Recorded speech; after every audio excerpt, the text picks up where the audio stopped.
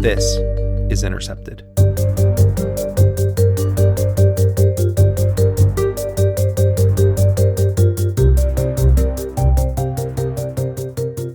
Welcome to Dropsite News. I'm Murtaza Hussain. India and Pakistan are currently on the brink of a major armed conflict following a deadly terrorist attack in the disputed region of Kashmir. The shooting attack, which killed over 24 Indian citizens, was quickly attributed by the Indian government to its rivals in Pakistan. What has followed has been a mass mobilization of troops on both sides of the border, as the two nuclear-armed countries trade threats in preparation for what could be a serious armed confrontation. India and Pakistan have shared an unhappy history ever since their founding following the collapse of the old British Raj. Today, they are engaged in a fierce proxy war, not just in Kashmir, but in the embattled Pakistani province of Balochistan as well. The risk of a major war, including nuclear escalation, is small but significant, as tempers continue to flare and demands for vengeance grow following the most recent attack. To discuss the present situation and what brought us here, we are now joined by Ehsan Butt, an associate professor at the Shah School of Policy and Government at George Mason University, and an expert on nationalism and political conflict in South Asia. Ehsan, welcome to Dropsite. Thank you so much for having me. Ehsan, can you tell me a bit about why Kashmir has been such a hot point for India and Pakistan specifically? Obviously, many conflicts between the two countries have been triggered by tensions and violence in Kashmir. What's the origin of this flashpoint, and why does it continue to crop up as such an antagonistic factor in Indian-Pakistani relations? Yeah, I mean, Kashmir is very much the central issue, I would argue, between India and Pakistan, and has been for essentially 80 years.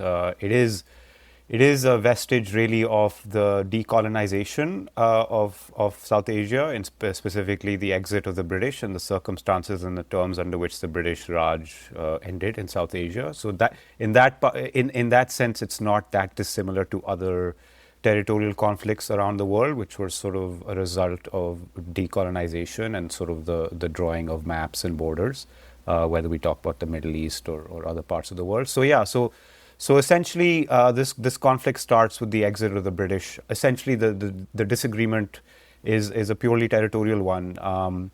As the British were leaving South Asia, the basic framework of the decolonization of South Asia was that the Muslim majority states of British South Asia would go to Pakistan and the rest would go to India. And then there was a sort of third category of so-called princely states that were sort of led by sort of intermediaries that were not directly ruled by the British pre-1947, but essentially owed them allegiance. And they were technically, nominally, not really, but nominally given a choice of being independent as well as joining India or Pakistan. So they technically had three choices, but in reality, they only had two choices. So Kashmir was a little bit complicated because it was a Muslim majority province, but it was led by a Hindu in 1947, who again opted at initially for sort of that nominal option of independence, but very quickly he discovered that was probably not viable. The Pakistani state, I mean, both states considered Kashmir extremely important for their nation-building projects, essentially, and their sense of sort of state-built nationalisms. So for Pakistan, if a country is essentially created as a home for Muslim nationalism in South Asia, or a homeland for Muslims in South Asia, then it doesn't really make sense to have all but one of the Muslim majority provinces of South Asia. And so this sort of ongoing itch that needs to be scratched, that this should have been ours since 1947 and isn't in its entirety. And so on the Indian side, especially, which is slightly different today, but certainly in the late 1940s, the leadership of India was primarily a secular nationalist leadership, a sort of liberal secular nationalist leadership. And they, Nehru and so on, wanted to fashion India as a secular state in which religious differences and religious affiliation didn't matter. And at least that's a sort of official story, and we'll stick with that for now. So for their purposes also, it becomes very important, if your claim is we are a secular state, it becomes very important to have at least one Muslim majority province in your country. And so India, for its nation building project, also considered Kashmir really important.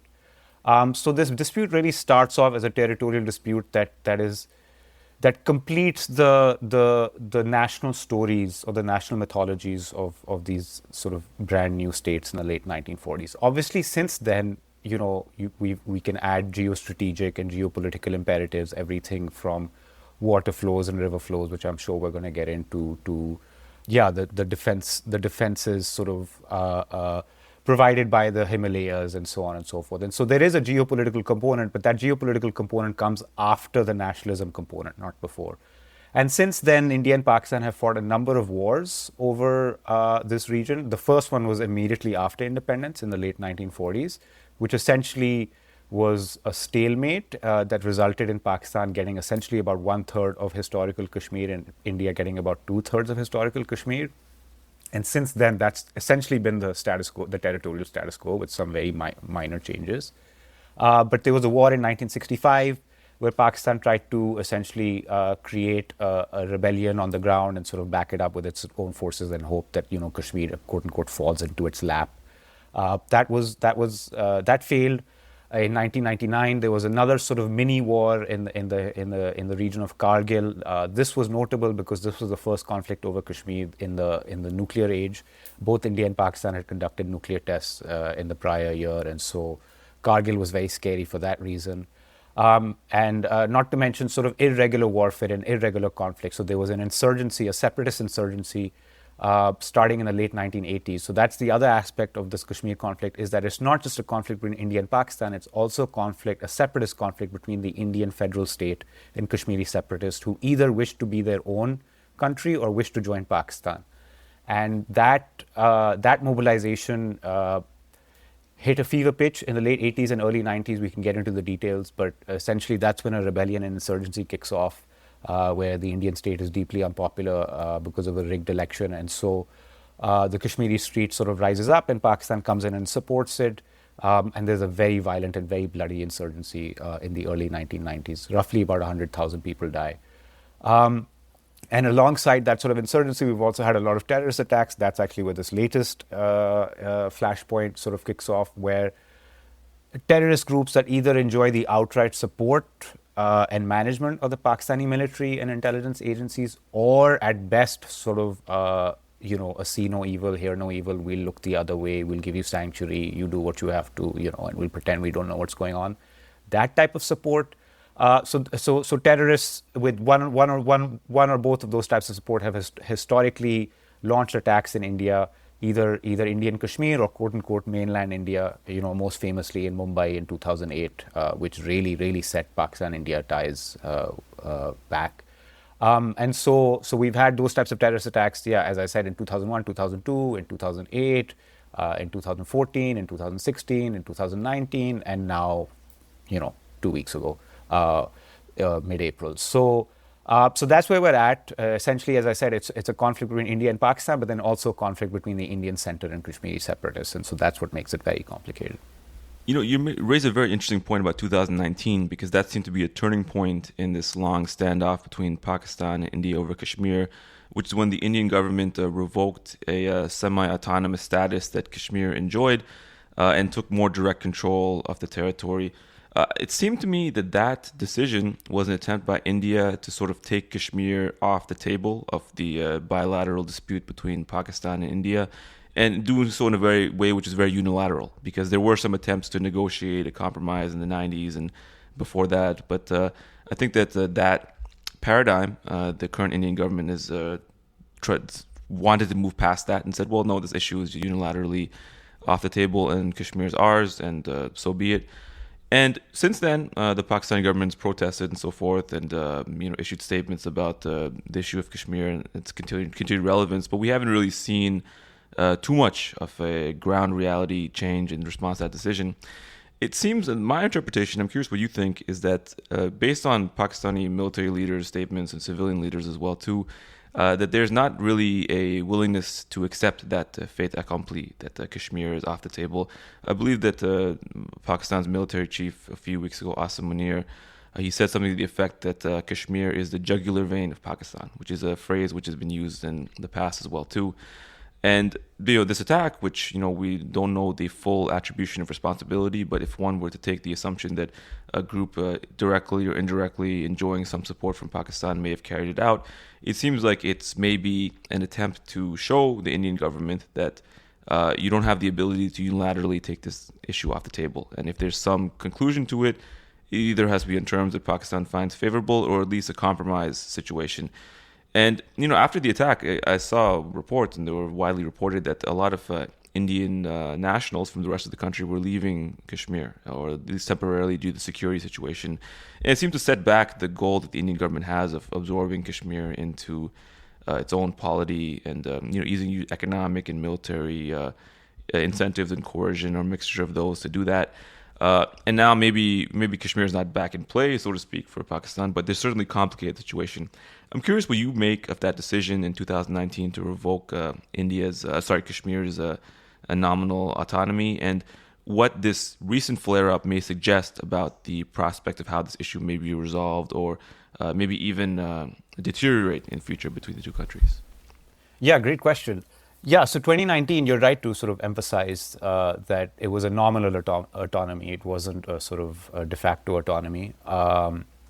And if anything, Kashmir was under more direct control and more centralized control than states that didn't enjoy that nominal autonomy.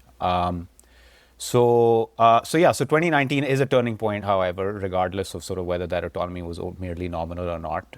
You're right. You're absolutely right to point out that essentially that 2019 move is, insofar as the geopolitical implications are concerned, it's a way of India telling Pakistan, yeah, hands off. Like the ironic thing is, India tells the world, at least in the 90s when this issue was flaring up, India, when the world wanted to mediate or there was interest in mediation, India would tell the world, this is a bilateral dispute, like stay out of it. Basically because it's much stronger than Pakistan. So any bargain between India and Pakistan would favor India much more than a bargain between India, Pakistan, and a third party. But then when it talks to Pakistan, it says it's not a bilateral dispute, it's a domestic dispute. Right, so like it tells the world it's bilateral, and it tells Pakistan it's domestic, and so that's really sort of that's the sort of formalization in 2019. We saw the formalization of that policy. I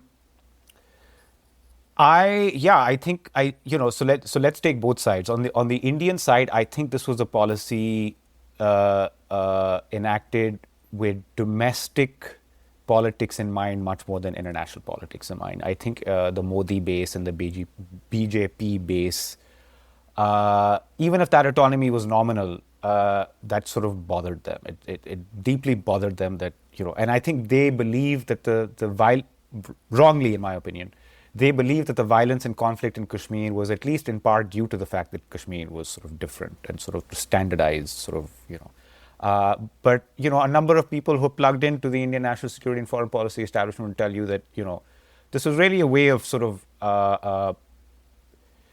this was really a way of dealing with how they see as like the quote-unquote Muslim problem in India, right? This is them sending Muslims a message that you should know your place, and we're gonna sit on top of you, and don't you ever forget, who the power is and who doesn't have power. So I think this was much more about domestic politics and international politics, at least for the Modi BJP style sort of type of administration. And the proof of that is no other Indian government, not to say that there's no such thing as a pro-Pakistani Indian government, but no other Indian government has ever even considered, doing this. And so if it was a geopolitical imperative, you would have at least seen discussions of it in other Indian governments. But the fact that only a right-wing nationalist sort of thought about this and then went even further enacted this tells you probably it has more to do with domestic politics and international politics. On the Pakistan side, you're absolutely right that the Pakistani military and strategic sort of establishment doesn't want to accept 2019. There was a lot of sort of rhetorical pushback to the move. However, I would sort of put sort of two caveats or two sort of additions to that. One is the action didn't necessarily meet the words. In a different universe, you could have very easily imagined Pakistan ramping up terrorism and sort of an incipient insurgency post-2019, essentially as a mirror image of what happened in late 80s and early 90s. And that doesn't happen. In fact, Kashmir is quite quiet between 2019 and now. relatively, at least insofar as violence and terrorism is concerned. And most people who pay close attention to the Pakistani sort of security apparatus will tell you that the previous army chief, Bajwa, was actually quite interested in some sort of rapprochement with India at the strategic level, he controlled the tap in Kashmir quite tightly. Actually, he had that tap closed, so the Pakistani state raised a hue and cry about it diplomatically and continues to do so, but it didn't really take action the way it could have or might have under a different circumstance. So I think that that's an important sort of element of their objection to what happened in 2019. But yeah, the official Pakistani state position is this continues to be a bilateral dispute, and we still have a stake in it. However, the last thing I'll say about this is the world is just not interested. Like, nobody has the patience for India and Pakistan squabbling over this stuff anymore. In the 80s and 90s, there was a lot of global attention on this, not just because, this was a flashpoint, but because that was also this sort of age of freedom and liberation, all this stuff, and all these countries becoming independent in Eastern Europe and Central Asia and so on and so forth, and the Caucasus. And so it was probably not too far a stretch to imagine, Kashmir is part and parcel, of that larger sort of wave of, freedom or new states that came into being in the early 90s. Today, nobody has the patience for that. So Pakistan can cry all it wants in diplomatic fora and make all sorts of sort of rhetorical sort of rejoinders to India's actions, but nobody is listening. So in a way, even the rhetoric is kind of pointless. Yeah, that's a really good point. That 90s era was a much more optimistic time for many of these nationalist or proto-nationalist struggles, some which are still dragging on today without that same sort of response from the global community. We see it in Palestine, other places as well too. It's a very similar dynamic. So now, and this is why I find this recent conflict very interesting, because it seems that although the international community has lost interest in Kashmir and it's moved on to other issues, and even in the context of South Asia has other interests or factors to consider at the moment, that bilateral conflict is still there, and it's still very deeply felt, among very strong sectors of both countries. And now, after this recent attack, now we see this mobilization of forces by both India and Pakistan. It's not clear at the moment how much this will escalate, but clearly there's the mobilization of forces. There's threats to sever vital water agreements and so forth. And the potential that this issue, which has been dormant for some time, at least in the eyes of the broader international community, may become live again, and live enough that it could trigger an armed conflict of some level between India and Pakistan. I'm curious your own take. Right now, you're watching this escalatory cycle on both sides. How far do you think this could go? And how much stock do you put into statements from the Pakistani side and the Indian side that they are preparing for potentially a conflict, including a conflict potentially over water, as we may, some listeners may be aware of? India has said that they put the Indus Water Treaty into abeyance. I'm curious your own risk assessment of the situation at the moment and how bad it could get, with Kashmir being the trigger in this case. Yeah, so let's break that question down into two parts, right? So the first part is about sort of the outbreak of hostilities and what is the level of vertical or perhaps horizontal escalation that we might see here. I think there's sort of two aspects of this. Like, what are the ideal scenarios for each side, and then what could actually happen given we're all fallible human beings and we're imperfect creatures and we're making decisions in real time under enormous levels of stress, right? If you ask Indian and Pakistani strategic decision makers, my guess is hand on heart, they would say Indians want to hit once and Pakistanis want to hit back once and then stop. That's the way it happened in 2019, essentially, and it's not dissimilar to Israel-Iran earlier this year, right? You hit us, we hit you, and everybody stops and everybody goes home, right? Like you made your point, we're going to make our point, and then everybody stops, right? That's the ideal scenario. But of course, we're human beings. We're fallible. And there are enormous risks of miscalculation, of especially in this within this framework of like, especially on the Indian side, an incredibly nationalistic sort of private media. I don't know. I don't know how private the private media is. So, incredibly nationalistic media. Let's put it that way. That puts all sorts of incentives and pressures for decision makers to appear very gung ho and very aggressive and to put Pakistan in its place. I mean, some of the things coming out on Indian media, like I'm just like, yeah, it's crazy to me, some of the things that I'm hearing and seeing in terms of what they think they can, in terms of what media channels think that India can do to Pakistan. Okay, I don't think that that's possible. So yeah, there's tremendous pressures, domestic political pressures for escalation beyond the sort of strategic imperatives. Pure miscalculation, anyone who's taken international relations or security studies courses will tell you about, like world famous cases where like the US and Soviet Union came really close to nuclear exchange because, the sunlight bouncing off a cloud looked like an incoming missile strike on a radar. And like someone had to say, no, that's just a cloud. Before really bad things happened. Nuclear weapons have been invoked as early as 1999 in Kargil and essentially in every crisis since then. Indian and Pakistani leaders, Modi himself, not that long ago, talked about how, we don't have nuclear weapons just to celebrate Diwali or whatever. And so, yeah, there is a level of nuclear saber rattling here, and conceivably, it would not surprise, like people keep saying, oh, it hasn't happened so far. I'm like, okay, that doesn't mean it's not going to happen in the future. Yeah, they've been relatively mature and relatively sedate in their sort of hit and counter hit the last 2 or 3 times, right? But things can very easily spiral out of control. I would not base my confidence on things not spiraling out of control just because they haven't spiraled out of control in the past. So that's one thing. The second part of the question is on water. I don't think water is going to trigger hostilities immediately, or water would be the trigger for hostilities in the immediate or short term, despite some of the rhetoric. Right? I mean, on the Pakistani side, like we've seen a very sort of heavy rhetorical response to India's move to hold the Indus Waters Treaty in abeyance. Bilawal Bhutto, I think, said something like, either the rivers will flow with our water or your blood. I'm like, okay, that's where we're at. Okay.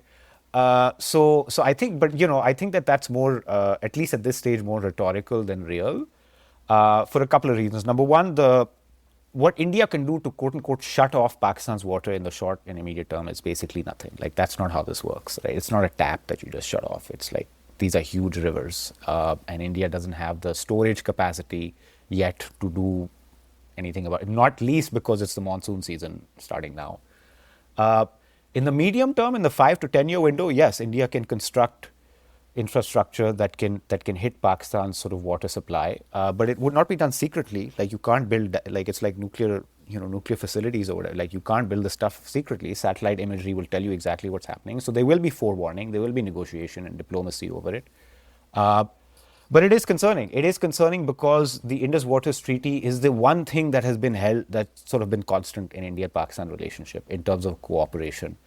Through wars, through insurgencies, through rebellions and civil wars and the secession of Bangladesh and, nuclear tests, and through all of this, the one thing that has been constant that India and Pakistan have respected for the best part of 60 some years now is the Indus Waters Treaty, which essentially divides these 6 major rivers in South Asia, and the use of their rivers and what both sides can do and the warnings they have to give to the other side when they want to change it or they want to build something. And there's a dispute resolution mechanism, and it's all very legalistic and very technocratic in a way that's frankly very not South Asian. Like you would see this in Latin America and you might see this in Europe or Southeast Asia, but you would not see something like this in South Asia except for this. So that part is really concerning, is that the one thing that Pakistan and India have respected for 60 years is now sort of fraying. But in the immediate term, I don't think the water issue would be a trigger for hostilities per se. And Essen, you brought up the issue of nuclear weapons, which is something I wanted to come to as well, too, because obviously one of the reasons that the world does pay great attention to this conflict is the fear that these two countries, which are bristling with nuclear weapons, could end up exchanging nuclear weapons in the conflicts of a war, firing nuclear weapons at each other and so forth, strategic or tactical.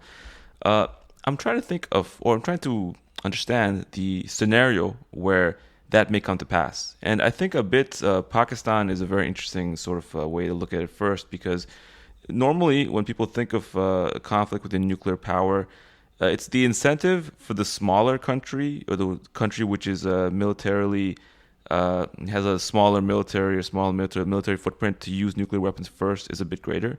I think India's defense budget is about 10 times the size of Pakistan's, and India, population-wise, is about 6 times the size of Pakistan. It's much larger geographically and so forth. So Pakistan officially does not maintain what's called a no first use nuclear policy. And a no first use policy, as the name implies, is that the country commits that if there's an armed conflict, they will not be the ones to initiate a nuclear exchange. Pakistan does not make that pledge. So I'm curious, if there was a conflict, and if it did start to spiral in the way that you're referring to, and the brakes kind of cut off, and there's not really an off ramp that's politically acceptable to either side, how may it come to pass that the unthinkable could happen, that one side could deploy nuclear weapons? And I assume they would first deploy tactical nuclear weapons, which are, not like the Hiroshima Nagasaki type of destroying a city, but maybe being used to destroy a large military concentration. How could that happen? And then could that extend to strategic nuclear weapons use in some scenario, which is the situation, the doomsday situation of nuclear war being directed at each other's cities? It's a very dark scenario, but I'm kind of curious how real that risk is and what could trigger it. Yeah, it's a very scary scenario. I mean, we really are in uncharted territory. There hasn't been a nuclear exchange on this planet ever. There's been the use of nuclear weapons, but we've obviously never had a nuclear exchange. And even that use of nuclear weapons was 80 years ago, and in a very unique circumstance. So yeah, it's extremely scary. I don't know. I mean, I don't know how to. Would I put a percentage on it? I would put, if I was, somewhere between 5 and 15%, 5 and 20%. Does that seem okay? I don't know. Does that seem reasonable? I think that's about the risk I would put it at. So like as a non-trivial, low but non-trivial. How might it occur? I can think of a couple scenarios. One scenario might be, there's sort of mutual escalation. There's airstrikes, artillery strikes. So I said maybe I would highlight sort of two potential paths. One is some sense of a ground invasion from the Indian side. Now, India is obviously not going to send like 3 or 4 corps over, but even if it's a few thousand, even if it's 2,000 or 4,000, whatever troops, enough to sort of make Pakistani strategic decision makers think, okay, this might be the tip of a spear, like there might be more coming or something. Remember, national security decision makers have to operate on worst case assumptions. So, they have to ask like, what is the worst way that this unfolds, and then sort of go backwards from that. And so, Pakistan has not been shy of saying, if it feels like it's being invaded or run over, it will use nuclear weapons on enemy troops on its own soil. In other words, if Indian troops are on Pakistani soil, then Pakistan reserves the right to use nuclear weapons on its own soil to kill those soldiers. What we would call tactical nuclear weapons. That might set off all sorts of alarm bells, obviously, on the Indian side, where they might say, okay, well, it looks like Pakistan is readying their nuclear armory, and maybe we need to preempt that. And so now you sort of set up an escalatory ladder, right, where both sides are starting to predict worst case scenarios of what the other side might do, and sort of use it or lose it scenario, or sort of want to go first. So an Indian ground invasion, I think, is something to keep in mind. Missiles and missile strikes is, I think, another way that could be misread and miscalculated. Like I think both sides probably appreciate that the first round of missile strikes are not going to be nuclear. I think both sides know that. I would hope that both sides know that. But again, going back to worst case scenarios, and like one side's missile strikes lead to another side's missile strikes, and then the first side wants to escalate, and then the question is, okay, like what are you escalating to? A missile, once it's left, I mean, you don't know what it's carrying, so necessarily. So I mean, you'd have to do your homework in advance with your sort of intelligence and signal intelligence and satellites and so on and so forth. But once the missile's in the air, all bets are off, and so these sort of incentives for preemption and use it or lose it, whether we're talking about artillery and missile strikes or whether we're talking about a ground invasion, I think is probably the most likely way something like this happens. But the overarching sort of cause would be something I would call miscalculation. And sort of like, we don't know what the other side's doing. We're really afraid of what they might do, so we want to go first just in case. And yeah, that wouldn't surprise me if that happens. Yeah, it's very sobering. You mentioned a bit about earlier, but a great many wars are settled on these miscalculations or errors. They could go the exact opposite way. There's been so many missed nuclear exchanges between the U.S. and Soviet Union in the Cold War, and that was not in a situation of hot war between Russia and the U.S. either. That was just in quote unquote somewhat peacetime situations as well too. So there's a very real risk this could happen. We don't know the full numbers, but it's estimated that Pakistan and India have, I think, about 180 nuclear warheads each, and that could be. We don't know obviously it's confidential. We don't know the specific characteristics of all these warheads and the range and tonnage and so forth. But it's not outside the risk of, it's not outside the realm of possibility that this could escalate into a nuclear war, which sees targeting of major population centers due to miscalculation or due to the fact that a zero-sum situation has been reached, and that by some military standard seems like the more rational decision to undertake. So it's a very, very real risk. And I want to take a look, the broader international community's response to the conflict to date. It seems like both India and Pakistan are attempting to rally the international community behind them. India took the first step in sort of rallying sympathy for the victims of the terrorist attack in Kashmir and so forth. But since then, Pakistan's also been calling upon its allies and friendly countries, and including countries in the West, to try to give their perception of the events. One thing which I did notice in the last few days is that the Pakistani military has been raising the issue of Balochistan. And for people who don't know, Balochistan is an area of Pakistan. It's a very large province, sparsely populated, but it's also the home to, first, very significant mineral resources and foreign investments, particularly from China, as well as a separatist movement, an ethnic separatist movement, which has been, increasingly armed in recent years and has been carrying out attacks against both the Pakistani military facilities and personnel, as well as civilian workers and foreign workers. And the Pakistani military has been alleging that India has been in some way connected to these attacks. And some Indian officials have also hinted at that very strongly in the past. And it seems that by raising this issue, they're trying to point out that, well, there's a proxy war going on. It's not just that we're carrying out attacks against India or groups we're sympathetic to or sympathetic to us are doing that. There's a reciprocal conflict taking place, and we are one party to that conflict, and maybe you should stop doing that if you like us to stop. That's been a very interesting tactic. I'm kind of curious your take on it, but I'm also curious on your take on the international community's stakes in this conflict. And the reason I ask that is because the U.S. so far, even though it's taken in recent years, is building closer ties with India as a means of helping its Indo-Pacific strategy to balance China and offshore production and, contain China strategically. It's been building much closer ties with India, but it's been very equivocal. I think the Trump administration has been very muted and very neutral for the most part in its response to the current crisis. And it's not taking India's side very strongly. It's sort of saying, let's mediate this out. So, I'm curious your response that those developments. First, the issue of a possible proxy war. Do you think that's a valid or plausible framing of the current situation? And secondly, what do you make of the U.S. international response to date? Yeah, absolutely. So on the first issue of Balochistan, I absolutely see it that way, and I suspect if you somehow got truth serum into Asim Munir and the Corps commanders and the DGISI, they would probably say the same thing as well. So yeah, we want to. This requires a little bit of context, so we might want to step back for a little bit. Historically, India has complained very loudly about Pakistani sponsorship of terrorism and insurgency in Kashmir since, as I said, the 1980s.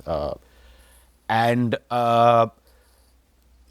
India, frankly, has had not many strategic options to deal with that, especially in the post-nuclear age, because it keeps essentially a cap on how hard you can hit Pakistan, on and to the extent to which you can make your conventional imbalance felt on Pakistani soil. Right? You mentioned that India is 10 times bigger in terms of military budgets, but it doesn't seem that way on the surface in terms of sort of military strategic dynamics, right? And that Indians know that, and they're very frustrated by that. And so that's why they've sort of tried to create these sort of different modalities and different tactics and different sort of possibilities of kinetic, what we would call kinetic action, right? So sort of this began with sort of Indian cold start program in the mid 2000s, but essentially the idea that trying to hit Pakistan quickly and more lightly before things escalate and before the rest of the world gets in on it, the way it happened in Kargil or 2001, 2002, and so on and so forth. So that's the background. India hasn't had a real way to hit Pakistan until Balochistan, or rather the confluence of the Baloch sort of issue, Baloch grievances being heightened because of the same way India mistreats Kashmir, Pakistan mistreats Balochis, right? And so there's a lot of domestic grievances against the Pakistani state and Balochistan, but then obviously the foreign element of taking advantage of that and fueling the insurgency. India has essentially used Balochistan as a way to punish Pakistan for its actions in Kashmir. Not now, but for 30 years, right? They're saying we have a lot of catching up to do, we owe you a lot, and we're going to pay you that debt. And so for the last, especially sort of the Modi, the sort of, essentially since 2014 and the mid-2010s, we've seen an uptick in Indian support of Balochistan insurgency, not least because of developments in Afghanistan, where changes in the Afghan leadership, who are now much closer to India. Ironically, Pakistan's worst nightmare. Pakistan supported the Taliban with the idea that we don't want an India-friendly regime, and guess what? The Taliban are now more friendly towards India than Pakistan. So, congrats, mission accomplished, I guess. But the confluence of sort of the warming of ties between Afghanistan and India, and the heightening of grievances in Balochistan has given India both the opportunity as well as the ability to do much more damage in Balochistan, and it has. The Baloch insurgency is bad. Like it's bad. Just a month ago or so, there was an attack on a train, and a very similar number of people that died in Kashmir died in Balochistan, and not many people seem to care about it. So yeah, India has definitely turned the temperature up in Balochistan. And I think this last attack is, in my view, I want to emphasize there is no evidence for this. This is just my interpretation. This is my opinion. Is that this attack was essentially the Pakistani state saying to India, after 2019 or 2020, we had a ceasefire on the line of control. We respected that ceasefire for the most part. Violence in Kashmir was way down, like you asked. You asked us to turn the terrorism tap off. We turned it off, right? And you didn't stop squeezing us, right? So India's coercive foreign policy towards Pakistan on everything from economics to diplomacy and the financial action task force and sort of the grey list versus the black list, to cricket. Do cricket tournaments get held in Pakistan or not? So India has put the squeeze on Pakistan for the under the Modi regime, and didn't stop that squeeze after Pakistan turned the tap off in Kashmir. And so my guess is the Pakistani strategic elite looks at that and says, well, if you're going to squeeze us regardless, then we may as well show you that we can still turn the tap back on. And this goes back to your earlier point of article the revocation of Kashmiri autonomy in 2019, and how trying to bring India back to the table. Hey, you can't figure this out without us, right? We can be a menace to you, and if we haven't been a menace to you in the last 5 years, it's because we were expecting you to stop squeezing us. But if you're going to keep squeezing us, then we can play this game. We know how to play this game, right? So that's on the first half. On the second half of the issue of U.S. involvement, you're absolutely right, I think, to note that the U.S. support for the Indian position perhaps has been less vociferous than they wanted or expected, certainly less vociferous than I expected. If you look at both how the Biden and Obama administrations dealt with this type of situation, and indeed the Trump administration in 2019, yeah, generally the US has had India's back, at least publicly and diplomatically, and then behind the scenes, privately, maybe sort of putting its weight on both sides to sort of back down. Certainly, if you read people like Lisa Curtis or Mike Pompeo about what happened in 2019, they'll say, yeah, we were helping both sides back down. But at least publicly, the US has always sort of backed, Indian framing of this issue as a terrorism issue, and what must happen is a cessation of cross-border terrorism and so on and so forth. And that has been conspicuous by its absence in this case, not least because J.D. Vance was in India when this happened, and there wasn't that sort of very strong, strident sort of singling out of Pakistan and so on and so forth. So all that is to say is that I think the U.S., in part because Trump himself doesn't care at all. Like, I think if you ask Trump to name 2 South Asian cities, he couldn't do it. They don't even have ambassadors to either country right now. To not have an ambassador to Pakistan is one thing. To not have an ambassador to India is a really big deal.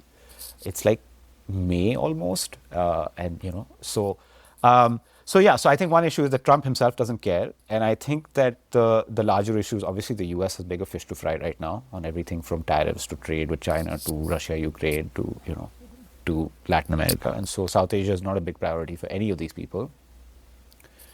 And the last thing I'll say is I think the Trump administration, and again, this is my interpretation, my opinion, I don't have that much evidence other than just like vibes to suggest this. But my sense is this Trump administration is slightly less willing to fall in line with Indian demands as like prior U.S. administrations. Like, they still heavily back India, and they still see India as the balancer for China, and so that's the framing. And so there is a sort of a proclivity to give India what it wants, for sure. But to sort of, like, we're going to look the other way on everything, and you're going to get whatever you want, and we're going to support you, and there's going to be no daylight, and essentially you're going to be, I think the Trump administration is slightly, maybe like 5%, 10% more sort of willing to put a little bit of distance, a little bit of daylight between it and India compared to Obama and Biden. So yeah, I think the U.S. role is very interesting here, and slightly different to what we've seen in the past. This is my last question, Esen. It's kind of an overarching question, but this conflict is something that for most people listening to this, for their entire lifetime, has been going on in some permutation. There's always been, a conflict between India and Pakistan over this region. Since the 90s, it's been taken on a nuclear component, so it's become more and more intense. And it's one of the things we kind of get used to existing all the time, but it's very, very dangerous. An unresolved conflict of this nature, as you said, a 5 to 20%. 5, 15, 20% chance of a nuclear war. It's a very significant, it's a troubling percentage, regardless of how small it is, given the magnitude of what could happen. And now, we tend to think that, well, it'll resolve itself as it did in the past, and then until it doesn't resolve itself as it did in the past. And that could be the case today. I'm curious your own take. Obviously, people have tried to mediate this in previous decades. There's less of an appetite to do so today. But given the fact that it's continuing to come up as a major complicating factor in international politics, and with permutations way beyond South Asia if the worst case does happen, is there a path to ameliorating the conflict between India and Pakistan? And I'll add another point to that. I've noticed in the last 20 years or so, since the Indian economy was liberalized, which resulted in significant changes in India's economic standing, there's been a stated desire in Indian civil society and by government to sort of decouple from Pakistan. And I think that and Pakistan has not engaged in the same liberalization of its economy and still sort of in the old paradigm. It's more stagnant.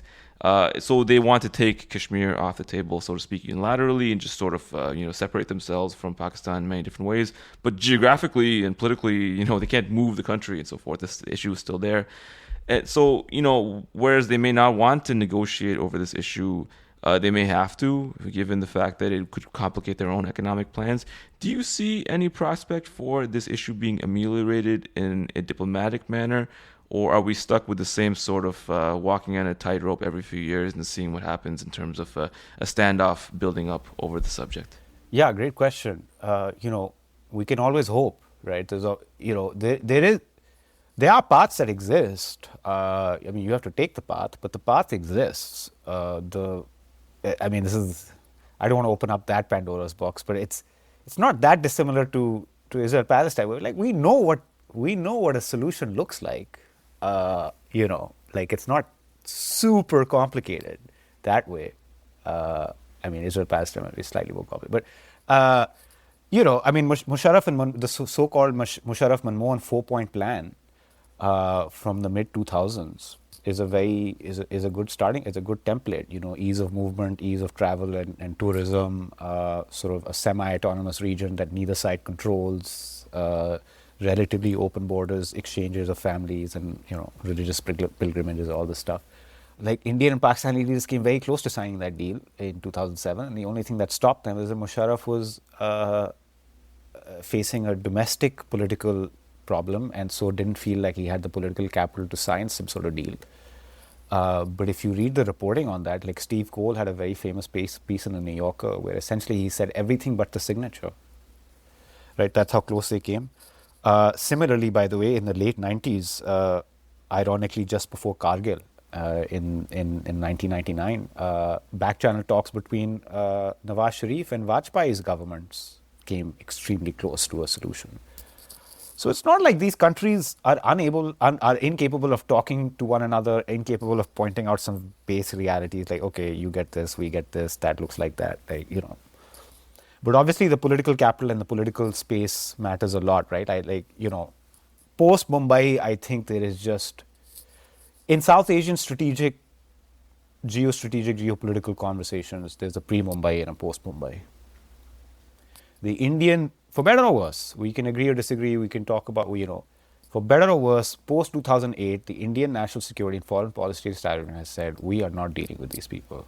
We are not talking to them, there's nothing to talk to them about. Talk to the hand, essentially, right? We're going to squeeze them, we're going to punish them, we're going to isolate them, but other than that, we want nothing to do with them. And as you said, this whole sort of dehyphenization, we are too big to be, essentially India sees itself as too big and too important to be tied down to this sort of, by this type of state. What they would call essentially a jihadi state. So yeah, there is that sort of nationalistic, who the hell are you? We are way bigger than you. Why are we even talking to you? And yeah, post Mumbai, I think the extent to which there was a level of patience and a level of willingness to deal with Pakistan, I think has been completely extinguished on both sides. It's not like Congress leaders are standing up and saying, yeah, we should negotiate with Pakistan. The entire Indian body politic is sort of behind this. That said, I think you're right. I think the thrust of your question is correct, that India can't reach a solution on this conflict without the buy-in of Pakistan, which is probably not something Indian security and national security foreign policy people want to hear, but it's probably the truth. Now, can a deal be struck? If a deal is struck, is it credible? Who's going to stick to it? All very important questions. But the idea that you can just keep on keeping on forever, I don't know, in theory, I think the Israelis think similarly, we could just occupy these people forever and, who's going to stop us? So yeah, the way I would sum this up is I think the domestic political imperatives on the Indian side have to change to the point where either it has to be a leader like Modi who is so secure from the right that he feels I can make a deal, a Nixon goes to China type of moment. The problem with that is the base is so thirsty for conflict with Pakistan that if the guy gets up and says, I want to make a peace deal with Pakistan, I don't know if they're going to stay his base. Right? I think so. I think that's one issue. Or, some sort of major conflict or something like that where everybody backs it. Okay, now this is way too costly. I hope that's not what it takes. From the Pakistani side, there's always been a willingness, obviously, to talk about Kashmir, but then also, obviously, talking about Kashmir also while fomenting insurgency and violence in Kashmir, which is the part that really angers India. So the way I would sum it up is solutions exist out there. They're on paper. They came close to being signed, but the political capital and the domestic political constraints have to be loose enough to to allow for such ventures, and I don't see that on the horizon anytime soon, unfortunately. Ehsan Butt, thank you so much for joining us today on Dropsite. Thank you so much for having me. It was a great conversation. That was Ehsan Butt, an associate professor at the Shar School of Policy and Government at George Mason University and an expert on nationalism and political conflict in South Asia.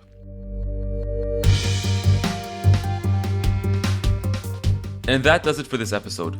Make sure to follow us on our new podcast feed by searching for Dropsite News wherever you get your podcasts. Also, please do leave us a rating or review. It helps other listeners to find us as well. Our show today was produced by Jose Oliveras. If you want to support our work, you can subscribe to dropsitenews.com. If you have the funds to do so, please do become a paid subscriber. All of our content is free for anyone, but our paid subscribers are the fuel that keeps our engine running. Make sure to follow us on all social media platforms, and please do share our work. This program was made possible, in part, by a grant from The Intercept. Thank you so much for listening. Until next time, I'm Murtaza Hussain.